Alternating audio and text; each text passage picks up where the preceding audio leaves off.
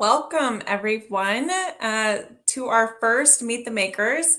This is our edition of Aerospace, the path to certification. So everything you've ever wanted to know about how to achieve certification and supply chain, this is where you're going to do it in one of the most demanding industries, that of aerospace. So today I'm joined by a few panelists of experts. We will get them on camera. So we have Christoph Wangenheim, Torsten Grothaus, and Donald Godfrey. But before we jump into our discussion today, let's first introduce them and try to get to know their role in SLM solutions and what they focus on. That will provide some context for the conversation to come. So Torsten, welcome.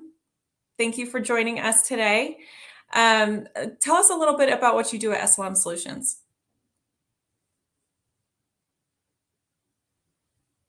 SLM Solutions. So my task here is to secure the end-to-end quality of our systems and machines. So that means from the supplier quality over the incoming inspection, production of the systems and machines, to the testing of machines, and then hand over to our customer. That's in quite a few words what I'm responsible and accountable for at SLM Solutions. Mm-hmm. Okay, so you're pretty much, if you're the guy that sets an SLM Solutions machine, and if you don't print that guarantee on it, then it doesn't go out the door. Is that right? Yes. Okay. No SLM Solutions machine or system will go out of the door if it's not meet our specifications. That's crystal clear. Okay, great. Well, thank you so much for joining today. To the right, we have Christoph Wangenheim. Christoph, what do you do? Yeah, hello, everybody. I'm the head of Additive Materials Design and Simulation, and I'm responsible for all the parameter development and material for qualification for all the products which we offer. So this is for the well-known products, the SLM 125, the SLM 280, the 500, as well as the 800. In addition to that, my team is also responsible for all material-related projects when it comes to the NXG 12600.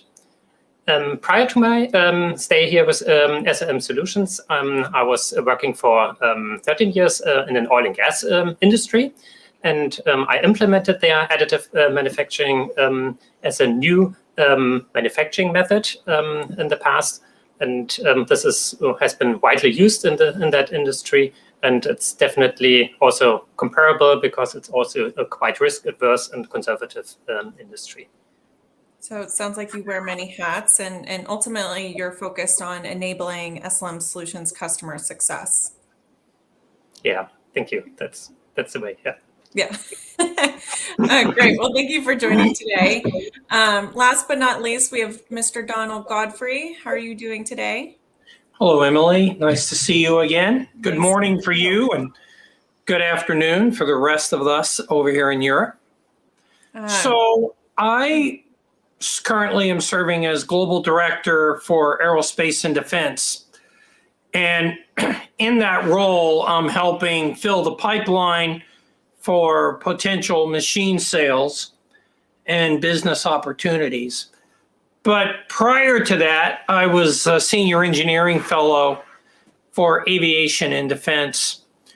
And the reason I had that job was because I worked 11 years at Rolls-Royce Aerospace and 15 years at Honeywell Aerospace. And I purchased many 3D printing machines and got parts printed and certified and qualified for flight. And that's part of my role today, in that I'm helping customers who buy SLM machines get their processes qualified and their components qualified for certification in flight. Great. So you are truly the space cowboy here. You're the guru. You have a lot of credibility being on the customer side of this.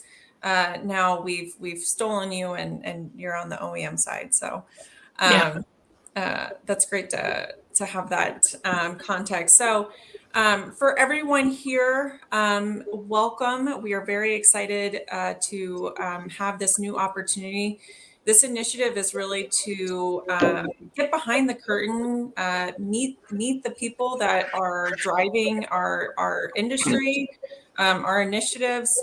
And of course, this is going to be focused in aerospace. There will be more sessions to come in various other industries. But should you have a question, we welcome them. This is your opportunity to ask intimate questions, and we will do our best to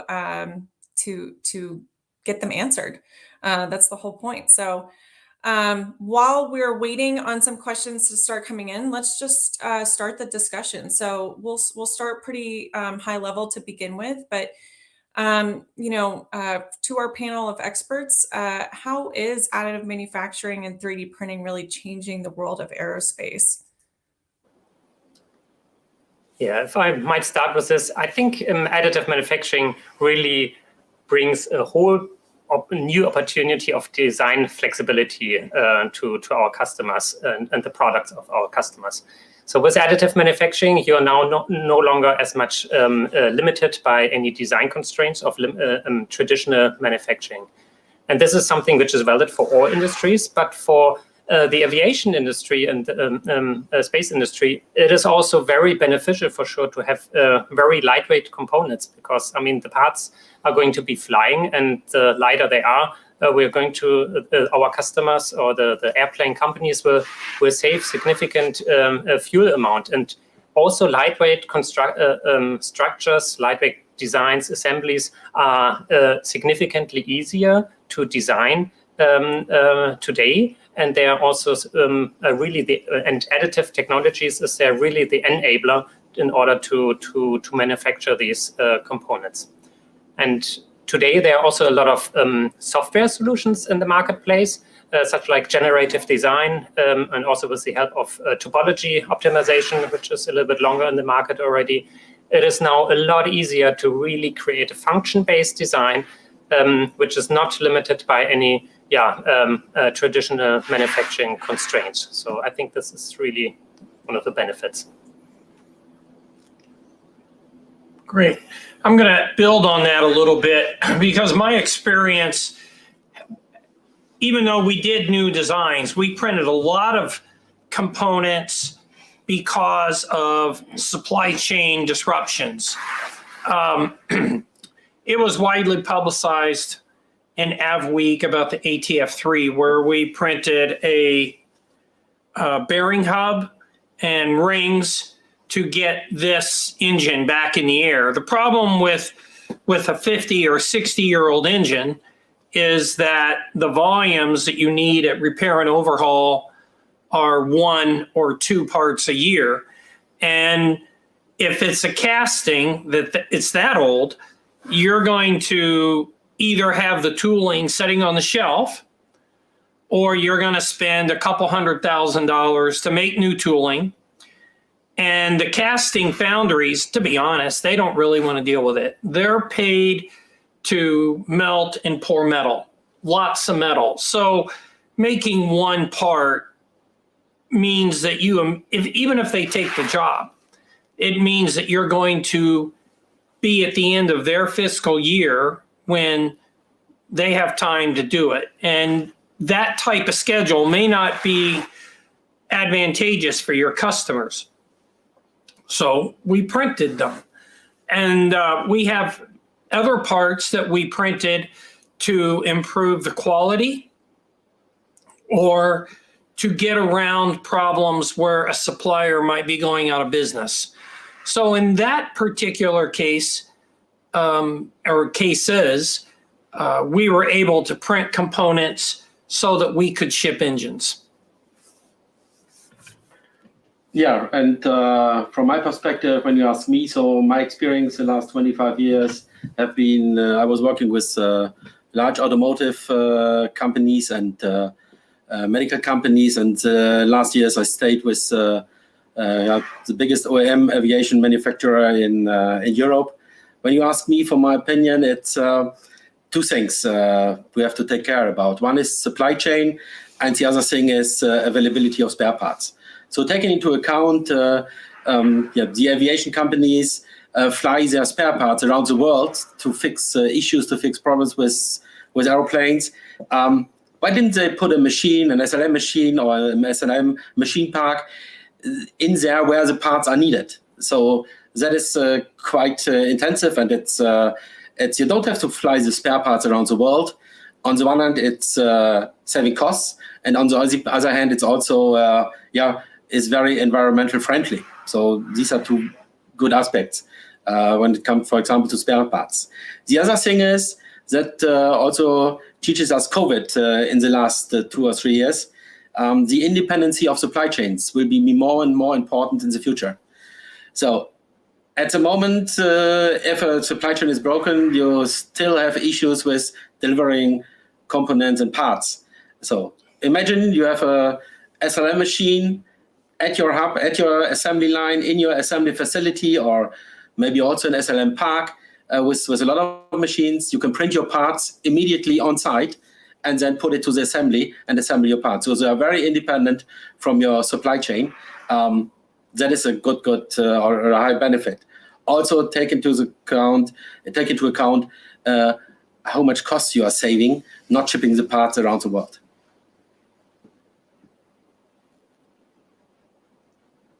The benefits of AM is the independence you can achieve.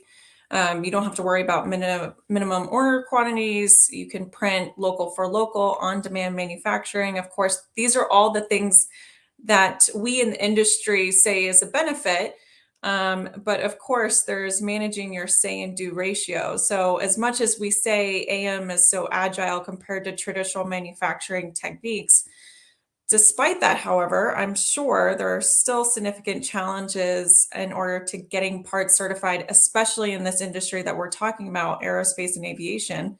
So when we think of those challenges, what are they? And Don, I think I'll start with you first because of your experience. But when we think of challenges in this industry to getting parts certified, what are we considering here?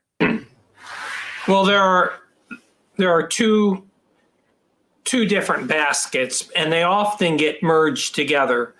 But you have to qualify the machine to show that it is repeatable and that it meets the material properties of design intent. Meaning, if you're replacing a casting, for example, and it's a large casting, you're going to have to test specimens at the top of the build area and the bottom, left to right and front to back.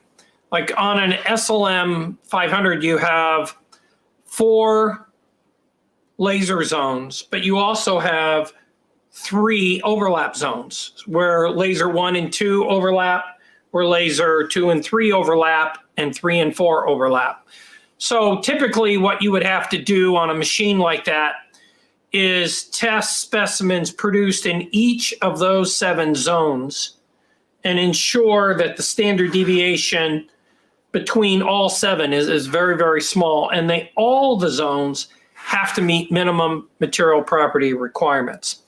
After you do that, you have to do it again to show repeatability. And twice is typically good enough. Some companies may want to do more than twice. They'll do 3 or maybe 5. But for the machine qualification, it rarely goes above 5. Then you have to qualify the process. And that can be quite expensive, but it's something that the FAA requires. You have to qualify the powder, you have to qualify the machine, which we just did.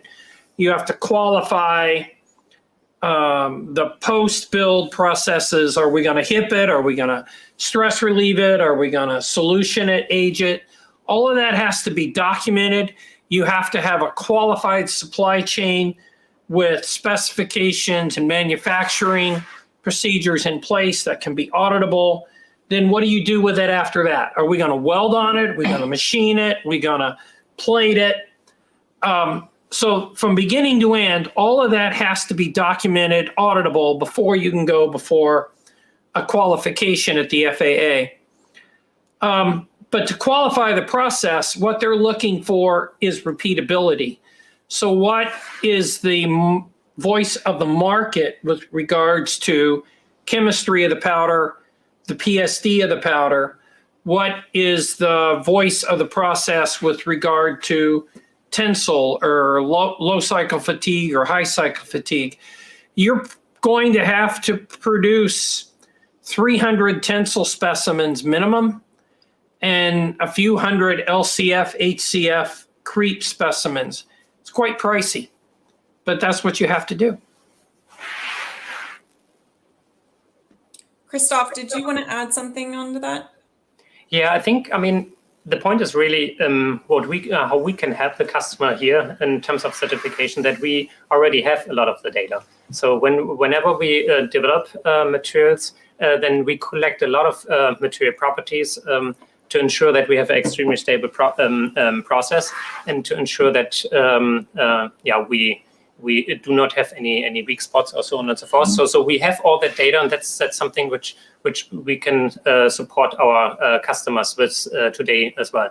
But maybe also in addition to that, which is maybe not so much technology point related, but I think with the two folks, Don on my left hand side and also Thorsten on my right hand side, I think we have significant knowledge within SLM Solutions, with Don having multiple years of experience in additive manufacturing already at in an aerospace company, and with Thorsten knowing how quality needs to work in the largest airplane manufacturer here in Europe. This really gives us a lot of benefit also there to know how our customers actually think and what they require. Yeah. Okay, thank you for the words, Christoph. So, and I will also comment a little bit on Don. So, what we did at SLM last year, we implemented an area called System Test and Qualification. So, it's an abbreviation STQ. And in this STQ area, we are testing each and every machine which is leaving our company, according to mechanical, electronical quality standards, according to material properties, and no machine which will not achieve this will leave the company. This is one thing. The other thing, we are documenting everything. So we installed this, or we implemented a system test and qualification report, an STQ, where all parameters are in, all test results are in, also the material properties are in. And we also have, especially for our customers, a short version of this test report. We called it with an abbreviation FB60, and this is very new, and you have everything what the customer needs to know there inside. If there are further information required, we also can provide this for sure. And with these documents on hand, this STQ report and the FB60 and all the testing we are doing at SLM, we can support you in a way that your certification path will be not so long as expected. So you can rely on us that with this documentation and with the data we have on hand, that you can reduce your time which you need for certification. That is one benefit we have definitely for this. The other thing is, also Don commented or mentioned it, the repeatability of our machines. So therefore we implemented a quality database where we all store this data in, and can also do a kind of relationship between when we change this thing at our machines, what happens at the end with the material properties. So that is a big benefit we have, these reports, this database, and the accuracy of our testing. Mm-hmm. And Thorsten, I think we would be amiss to not say that our dear Chief Sales Officer, Charlie Grace, loves the FB60 document. So obviously it provides some credibility and reassurance that any SLM machine that goes out the door really has abided by that criteria of meeting our standards of success. So it's nice to have a document such as. From your answers, I heard a lot regarding our team in regards to credibility of the individuals. We have experts from the industry. We have a notable track record. We're working with the world's, biggest and largest aerospace companies. But what else really sets SLM Solutions as the leading company to help aerospace companies navigate this path to certification? Yeah, if I might add here from a technology perspective, I think we have a lot of materials today as our products already in the market, which we can offer to our customers. We have quite a lot of different materials for high strengths to weight ratio materials, such like aluminum alloys, titanium alloys we offer to our customers. We have nickel base alloys, which are extremely high temperature resistant and also high strength resistant. We offer to the space industry copper materials, and also, of course, to other industries. So I think there we have a pretty wide portfolio already of very good and valuable data and very well developed material parameter sets. And but I think it's not only that. If we talk about selective laser melting, one of the most important things is really that you have a proper and a stable process. We talked a lot about the stable material properties and the repeatability, and for that, SLM Solutions has brought to market a few years ago a sinter wall technology, which really enables a completely laminar gas flow stream over the build plate, and really enables perfect and very homogeneous material properties over the entire build plate. So this is really one of the game changers in the marketplace, especially if we compare that to older generations, and also definitely some generations or some machines from competitors. So we do not have any weak spots at our machines today due to this great and perfect gas flow system. I think that just answered one. I'm going to build on that, if you allow me to. Buying a machine can be expensive, but so is the qualification process.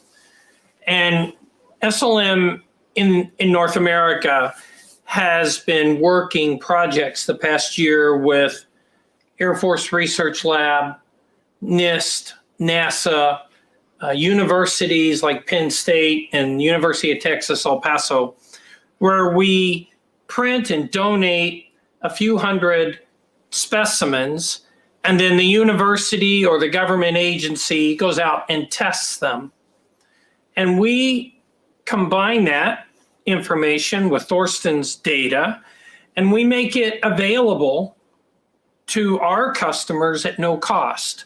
Because what we're trying to do is motivate them and encourage them to incorporate additive manufacturing technology with the hope that they'll buy an additional machines. And so what we want to do is take that 12-month to 15-month schedule and try to get it down to 5 or 6 months. And that's why we're doing what we're doing. And I think that's unique in the industry.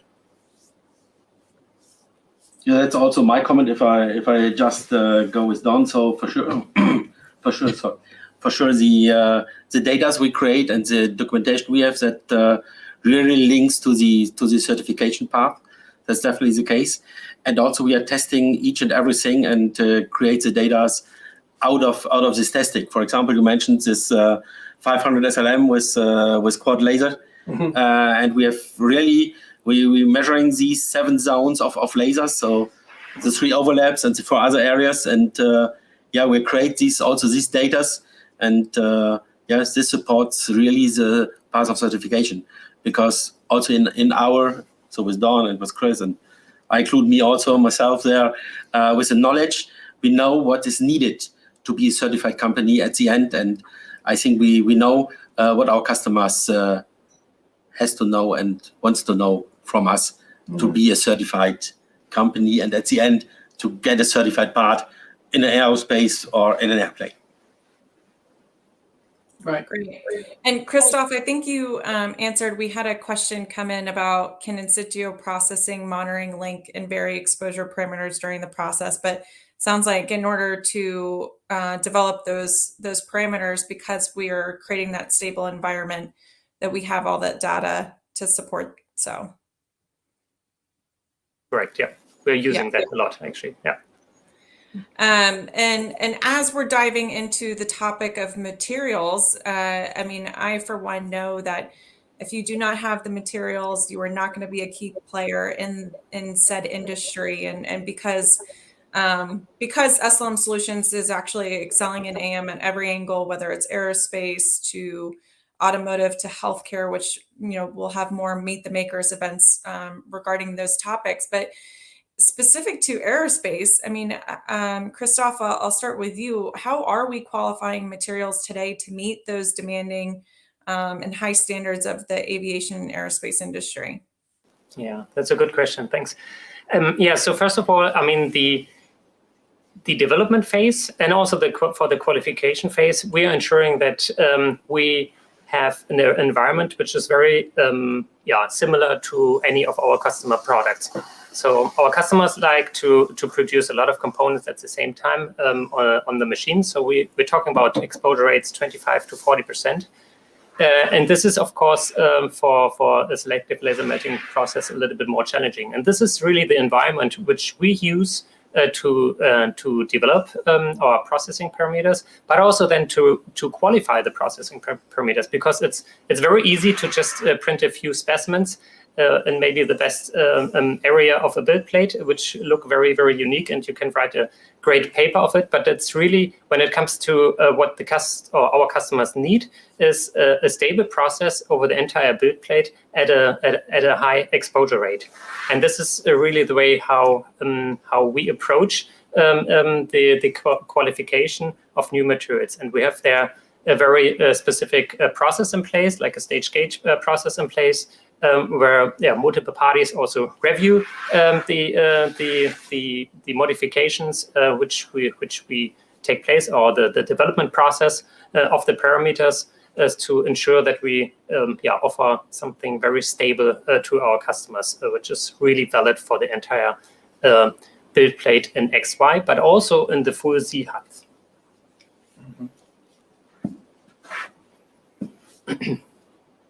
Question about surface roughness. Well, I think also I'm going to add to that is there are certain limitations on what any machine OEM can do. So, for example, if you're printing titanium, one customer may want you to print the titanium and give it to them in the as printed condition, no stress relief. We recently had a customer that said, don't stress relieve it, but we want you to hip it. We had another customer that said, hip it, no stress relief, but we want you to anneal it. So what we can do, we have to work with each customer, because each customer has unique post-build heat processing requirements. But they all go in, all that material property, if these customers and potential customers do not pay for this, if they're asking us to do this, then it's SLM data and we give it to Thorsten to put in his database. If they pay for it, it's their data and Thorsten's not allowed to see it. So. No, coming to that point, for sure, what Don and Christoph are developing or will develop in the future, at the end I have to test it and secure it that our machines also can print it, and they will print it. And not to control the guy, but to mention it, we also, because I'm the quality director, I have to say this, we are developing along this APQP, so this advanced product quality planning, not only with the material guys, also with the engineering guys. And this is process is well known in the aviation aerospace industry and also in the automotive industry. So it's a strict development path where we at the end has the best product in the best quality circumstances, that you also have an input when you develop a product or a material, that you think about, hey, what kind of quality standard do I have at the end? And this is a method well known in the industry. You can also Google it somewhere. So according to this, SLM is working, and we're doing this since 2 years now. And I think it's a good way, and it will be a beneficial way, definitely. Mm-hmm. Great, thank you. Christoph, I'm going to go back to you really quickly.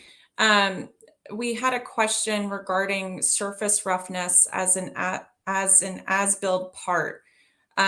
Is there anything that you can speak to that about which parameters or printing methods does that result? Does that surface roughness result on? Yeah, I think on the surface roughness, there are a lot of influencing parameters on that, or influencing factors to that. So it really depends on the material, the layer thickness which you use, then the orientation of the specimen. Is it top? Is it a side? Is it downskin area? Have we used free float? Not so. It's a little bit tricky to answer that question in general. So because it can be from very, very good to maybe a little bit rougher surface, but definitely some of the tools which we are using and which we offer to our customers today significantly improve the surface roughness. I can say that. So maybe they can also contact us afterwards. Okay, sounds good. I did hear, so we were talking about certification, we were talking about multi-laser, which of course, you know, we came to the table with, and multi-laser technology. With that, we also have multi-stitch technology, which I know there is a perception in the industry that I feel like this is a great way that we can kind of get into this topic. You know, there is a perception that another leading OEM has such technology, but has kind of muddied the water in regards to its credibility. So how does multi-stitch technology at SLM Solutions, you know, evaluate in regards to its credibility? What's happening in those overlap regions? And what can we do to reassure people about our version of the technology? Yeah, okay. Yeah, that's a good question. I maybe can start with this. So first of all, we, from a materials properties standpoint of view, we do not really distinguish between components which are printed with one laser and versus material specimens which are printed with multiple lasers. So our goal and the baseline is that they are going to be on the same level, that there is no difference between those. Of course, as Don mentioned earlier already, we analyze them specifically, but the baseline is really that they are all meeting the same properties, and the variation is extremely low. And this is really not only for the mechanical properties the case, that is also for the density and the microstructure, of course, the case, that this is the goal, and also for a geometric standpoint of view. So no matter where we place a specimen, the mechanical properties need to be within the provided range which we provide to our customers.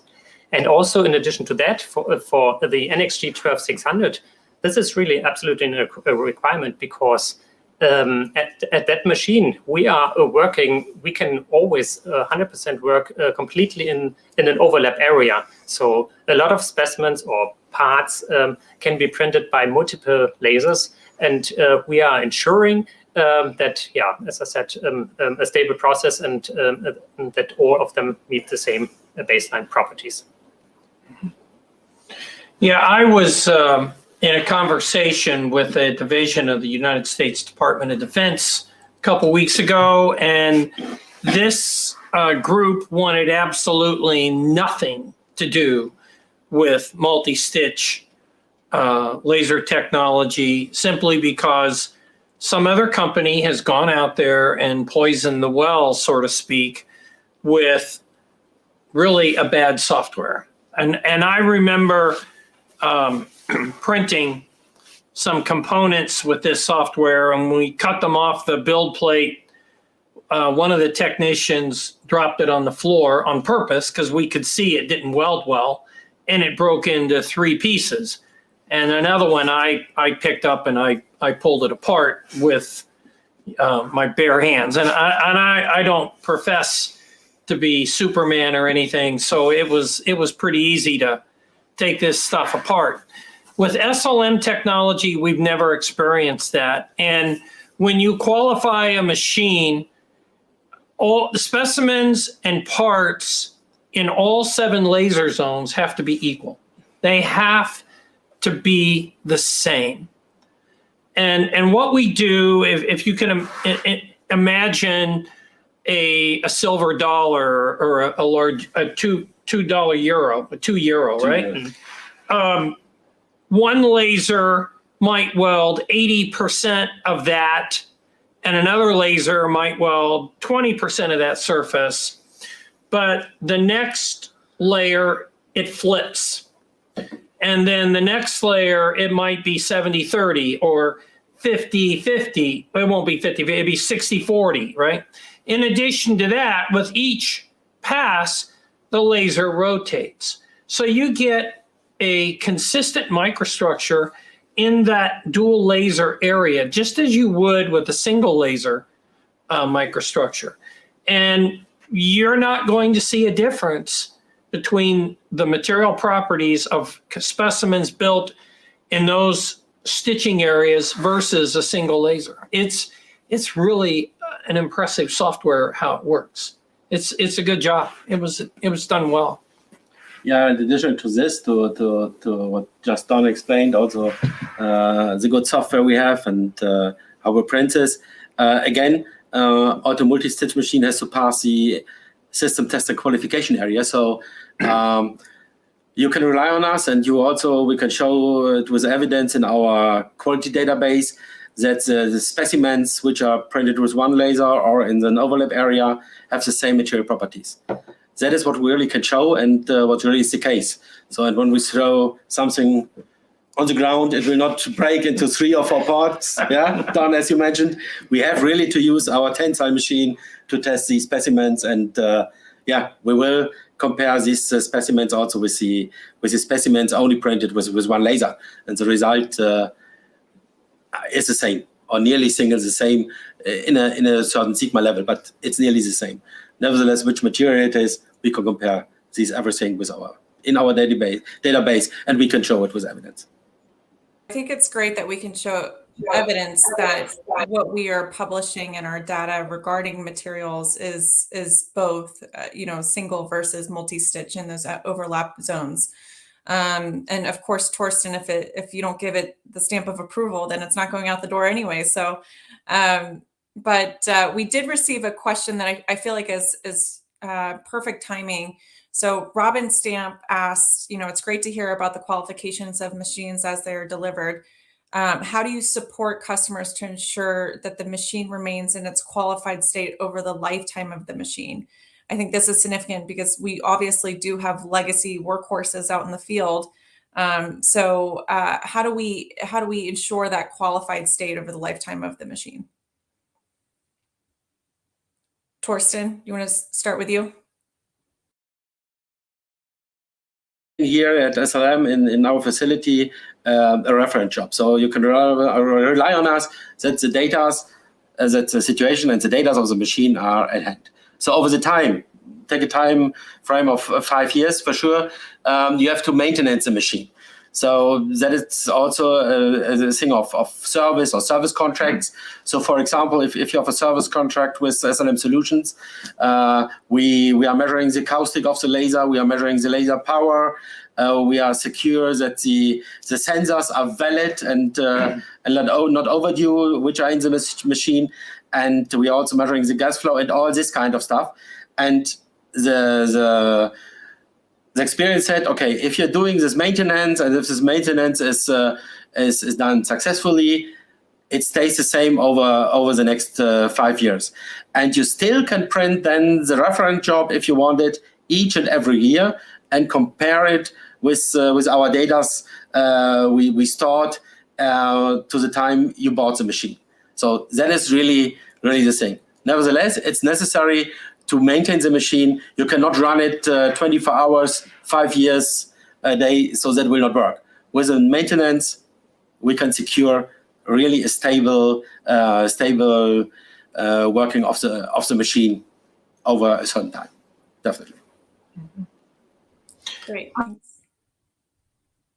Go ahead, John. 280s in 2014, and I went back to visit a few days ago, and those same machines are still running. They're in production.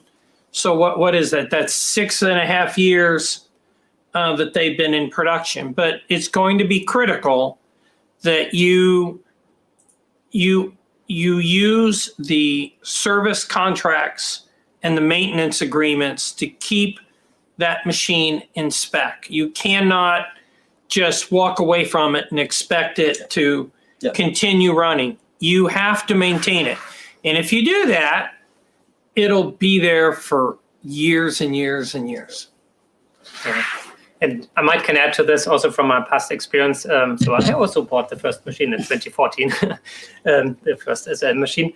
And so yeah, and also those machines from the past, and also the ones which have been purchased lately, they work very well if for sure if we do the maintenance. But also we offer today to our customers things like laser power monitoring systems, for example, to ensure that the laser power which goes into the powder bed is continuously being monitored, because I mean every laser has its lifetime for sure, and there are some changes over the lifetime. But those systems are really helping our customers today to ensure that we have an extremely stable process while we are actually printing. So that's not any additional equipment which needs to be added. So this is really helping out significantly. We received a question regarding how would one work with us to introduce a material to co-develop or work alongside us to maybe set those print parameters associated with said material. Christoph, maybe we can start with you as to how that partnership would look, and does that happen? I know it happens, but does it happen? Yeah, for sure, it happens a lot, especially, for example, for our NXG 12600 machine.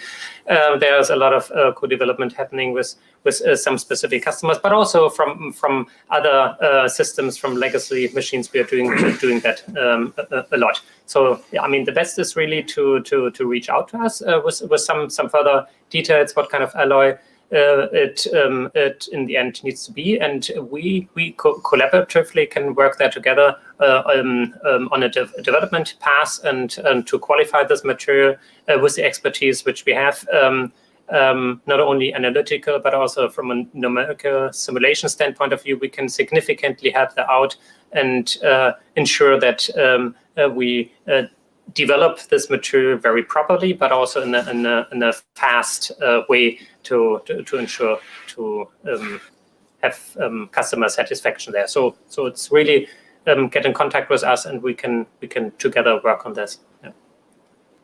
Great, thank you. Do we offer any sort of in-process inspection capability if it were to evaluate a critical flaw being printed at the time during a certain melt layer? Is there any sort of in-situ monitoring there?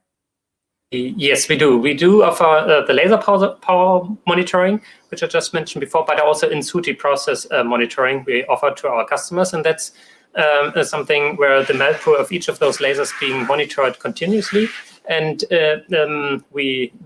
with that, potentially you can find any defects or flaws and ensure that you have the data in order to ensure that you can identify a flaw potentially later, and also to have some algorithms running over it to automatically detect those. Yeah. Great. So on to the next. So, obviously there's a lot of questions regarding technology and materials. Keep them coming. These are great. We will try to go as long as we can. But when we're discussing, SLM solutions, obviously there's other players here in this industry. What would you guys say is really our true differentiator when evaluating this space? Yeah, I can go first. Yeah.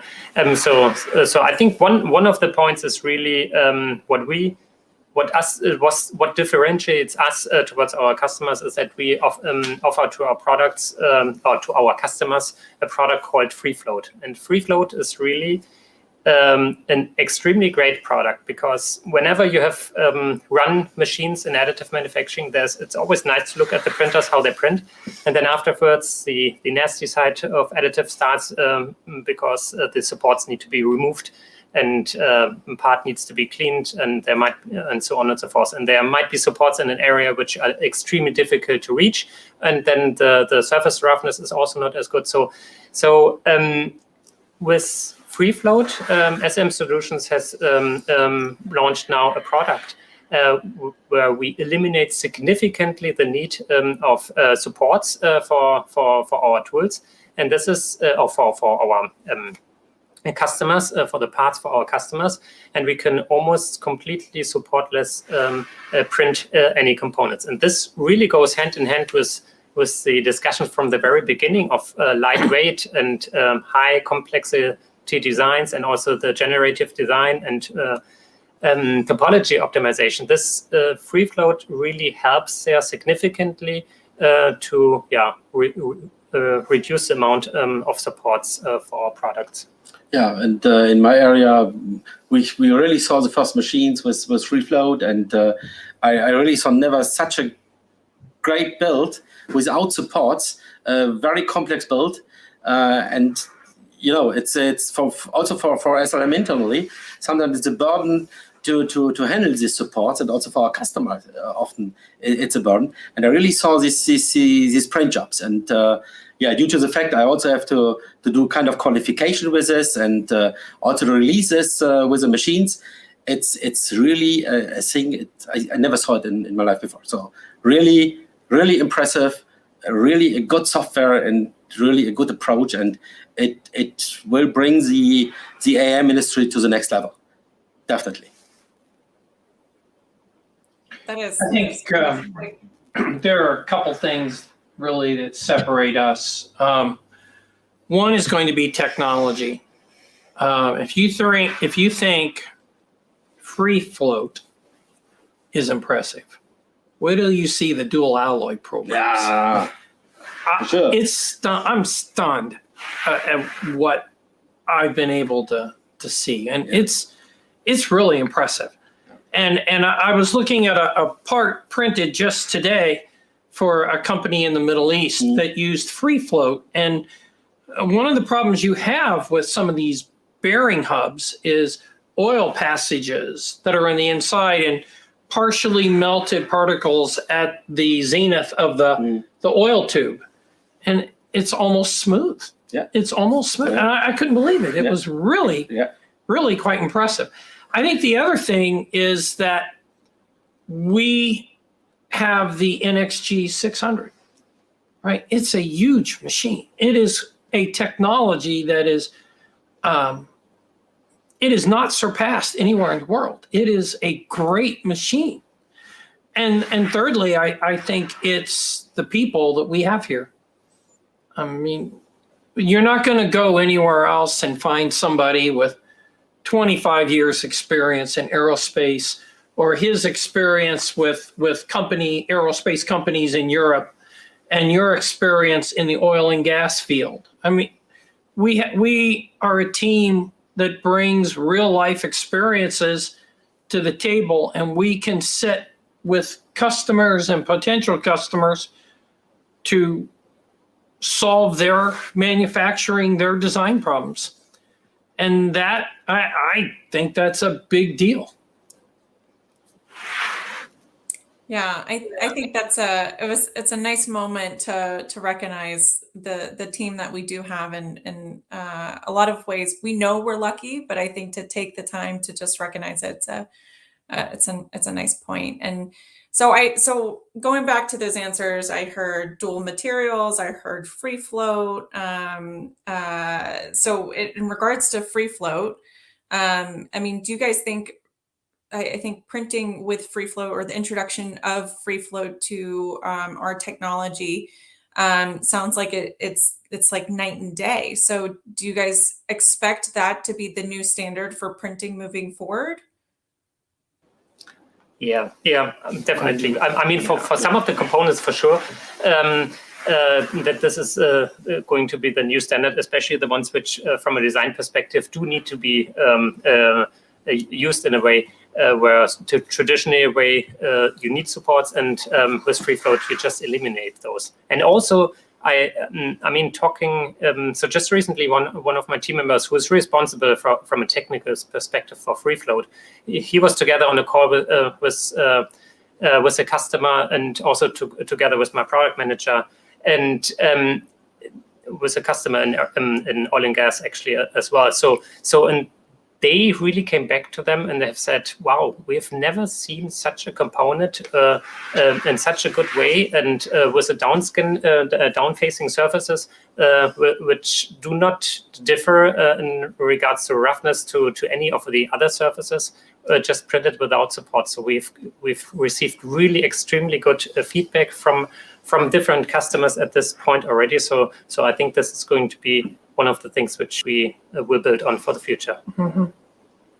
I've always had the opinion that if you want to minimize supports, you make the engineer who designed the print the part be the person to go out on the floor and remove the supports. They learn pretty quickly that more supports is not good. So I think this is, especially for SLM, I think that this will become the standard. This will become the norm. And people will buy the machines in part for this software, because they've now reduced the cost of removing supports. Yeah, the cost is the one thing, Dom, definitely. And due to the fact the Vice President of Quality is also responsible for the health, safety, and environmental stuff. Also, if you can get rid of the supports and don't have to handle this, it's also a benefit to the health and safety of our employees and also to our environment. So that's also a big thing we are after, and also in the next years with all the discussions we have in our politicians and wherever, it is a big thing also on this side. Cost one thing, the design the other thing, but if we really can also get a piece of this in the health and safety environment, I think it's perfect. Mm-hmm. Yeah, and in regards to free float, I think when you evaluate our legacy equipment, free float, I think that's the best. I mean, that was one of the best things about NXG 12600 is some of the new features that were released on that machine are also retrofittable on our current portfolio of equipment. So with free float, you know, our customers, pending the version of printer that they have, they can actually get access to it for free, right? So it's kind of like it seems like a no-brainer, especially if it's going to be the new standard moving forward. And I would also imagine that parts that may have not made sense at a certain time because of the amount of supports, the amount of material, the cost associated with that, you can now kind of restart those conversations. Is that what you guys are seeing amongst the customer and partner base?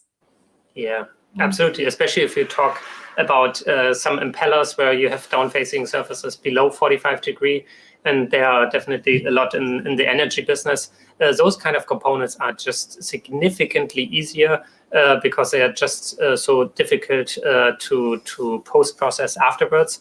And yeah, it's I see there a lot of opportunities. Also, if I go back revisiting some of the components which I printed in the past, I think there are also a lot more opportunities coming into my head from those times which we did not consider as an additive component. Also, when you look at components that have internal passages like oil tubes that go to bearings, or fuel nozzles that passages that might actually go to a fuel nozzle,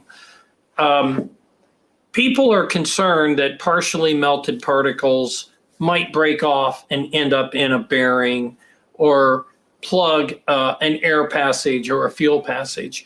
That and that causes them to either acid etch the tubes or the passageway, or some sort of abrasive honing, right? And that, for the most part, goes away. It goes away, and it's really a shift in that element of application. And so while we're on this topic of free float, we did receive a question about what density can we achieve when free float is used, and specifically, is there not a trade-off between heat input and support structure? Yeah, so the density of the components which we receive, I believe the question goes towards the down-facing surfaces. It is identical, so we are not seeing there any differences. And yes, so the magic is really in that area that the heat input is they are very well controlled. Yeah. So density is the same. Yeah. Thank you.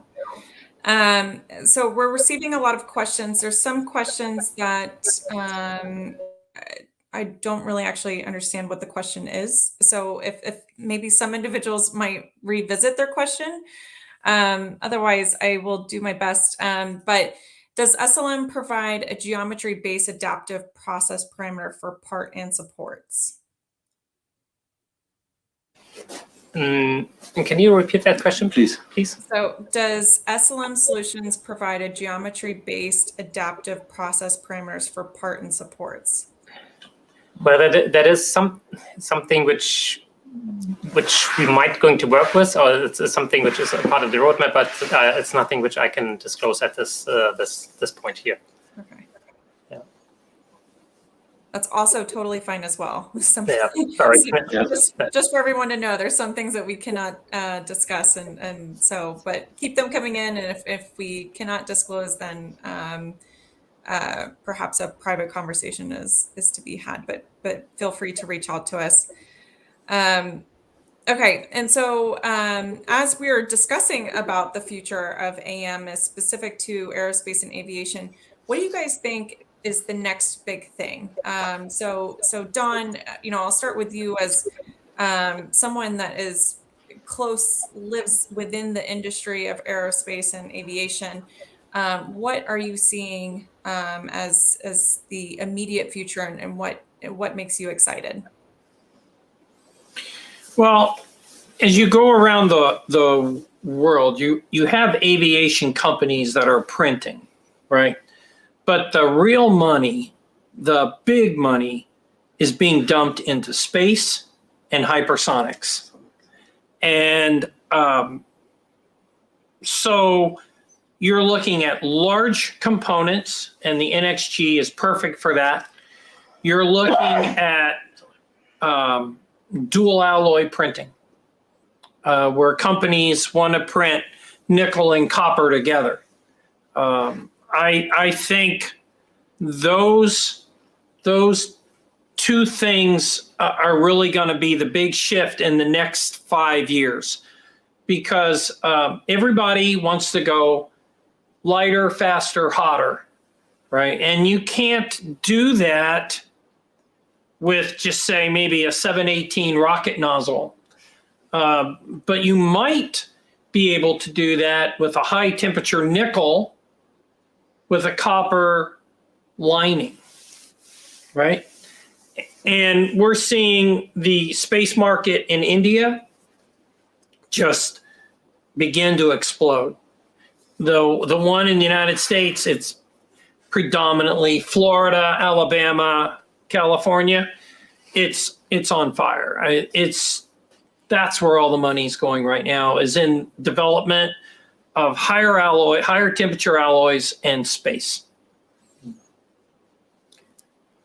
Yeah, I think if I look into the next 5 years, I think it is really about the amount of materials which we can develop for the NXG 12600. So the NXG 12600, I agree to Don's comment there, is really the game changer because of its size, the 600 x 600 x 600 foot build envelope size, but also the extremely high productivity of the 12 lasers which are working there simultaneously. And we are today in a lucky position that we are getting so many inquiries from space, from aviation, but also from other industries, that it is quite difficult to choose which materials to develop first, because the inquiries are so many at this point. And I think there is definitely a lot to do for the next couple of years in order to bring those products, the material development or the material parameters as a product to the market, to ensure that we have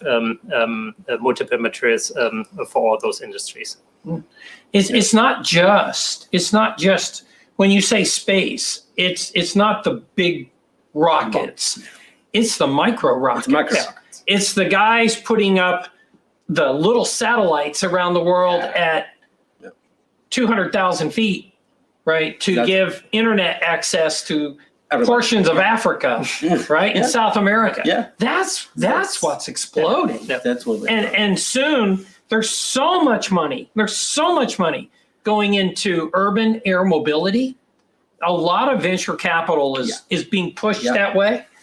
It's just half the companies you see today probably won't be in business 5 years from now, but right now they got a lot of money and they're spending it. Yeah, that's true. So the NX12 is really a game changer in the industry, I believe, definitely, and there's a high demand on this machine for the future.